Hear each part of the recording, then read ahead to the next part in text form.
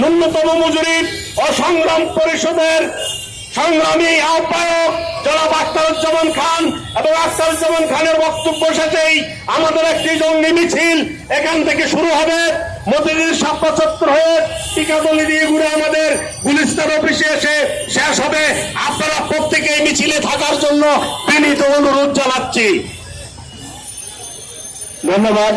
আপনারা এখানে সমবেত হয়েছেন, আমাদের কথা শুনছেন, আমাদের কথা যারা শুনছেন, আমাদেরকে যারা সহযোগিতা করছেন, বিভিন্ন পর্যায়ের বিভিন্ন স্তরের প্রশাসনের সাংবাদিক স্তরের বিভিন্ন পর্যায়ের বন্ধুরা, সবাইকে সংগ্রাম পরিষদের পক্ষ থেকে ধন্যবাদ জানাই।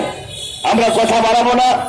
আমাদের মিছিলের দাবিতে আর প্রয়াসের দাবিতে একটি মিছিল হবে, সেই মিছিলে আমরা সকল বন্ধুরা একত্রিত হব।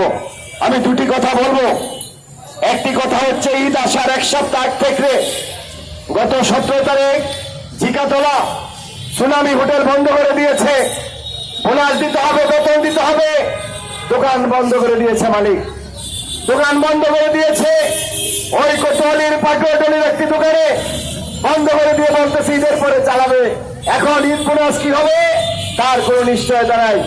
আমরা শুনতেছি এরকম কথা বিভিন্ন জায়গায়, কিন্তু আমরা মালিক সরকারকে বলবো, আপনাদের কানটা পরিষ্কারভাবে সোজা করে রাখুন এবং শুনুন, শ্রমিকের বোনাস তা দিয়ে কোনো দোকান বন্ধ করলে ঈদের পরে সেই দোকান খোলার ব্যাপারে শ্রমিকরাই সিদ্ধান্ত নিবে তার বোনাস না নিয়ে সে দোকান খুলবে কিনা।